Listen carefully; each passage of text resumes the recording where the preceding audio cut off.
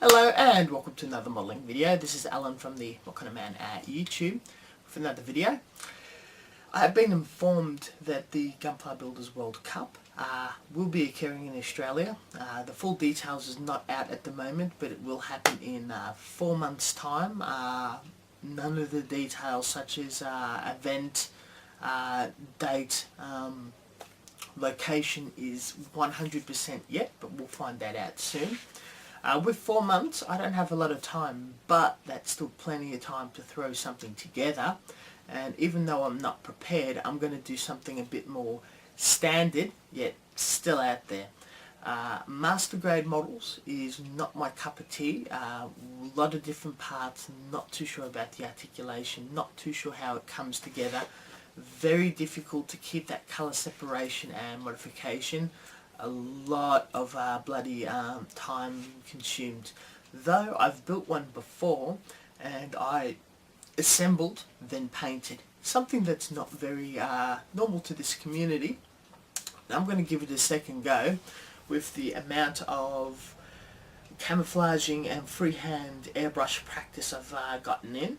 Some of the stuff I have posted, some of the stuff I have not posted yet. I've been playing with a lot of 70-second armour. And think that this technique, even though very, very uncommon, I suspect Ghost of Xeon might be doing a little bit himself, will get me somewhere. Let's have a look at it and a bit of a talk about my ideas. Now, a diorama of 2 models in combat, or at least 2 models interacting. I think it's going to be more of a slaughter than a fight. I've picked this Perfect Gundam up. It is very clown, McDonald's, toy-like. I don't like it, but some of the detail is pretty decent, and it is a very serious piece of machinery with enough modification and a drab painting scheme with Federation decals. We'll definitely be able to do something. That's the interesting part, is the only 2 parts that are articulated and movable is the head and the cannon, and the backpack is magnetized so we can get to the back and detail him. He has an arm missing, and this arm disintegrated, and it will be on a airfield terrain base with a checker plate floor, lots of snow effect, and a modified dom to look more like a Doge with a giant axe, trying to go down on this guy. Now, surface detail is the key. The Bandai World Cup people love things to be overly detailed with pla plate and all that jazz, and sometimes cutting up pla plate to get a lot of detail can be a bit messy and or time consuming. Just going to should take that out. Chop up a lot of this symmetrical detail from this real grade Zeta I got, and leftover parts from Flak Panzer Girl, which I don't know if you guys don't know about that yet. I'm going to do something quite special.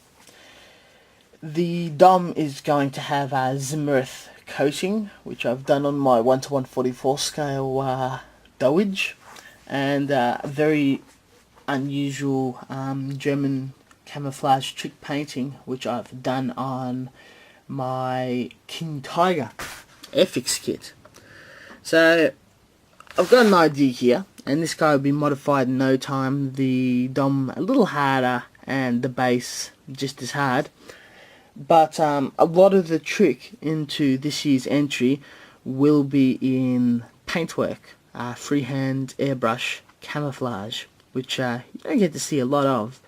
And with the amount of practice that's definitely gone in this year, I feel very, very confident.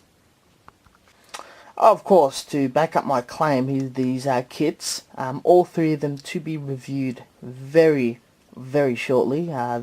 Filmed, made up, and everything. This guy still needs weathering. These are all different examples of camouflage. A very subtle one with white on top, a very subtle grey going into blue, and a not so subtle just mess. All German armour. Not normally my favourite style of modelling or colouring, but being as ornate as they are in how you hold the airbrush, I think it gives a modeller a slight edge. Nonetheless, thank you very much for watching. I'll update this from time to time. Closer to the date will be a weekly update, and the DOM will appear soon. Catch you guys later.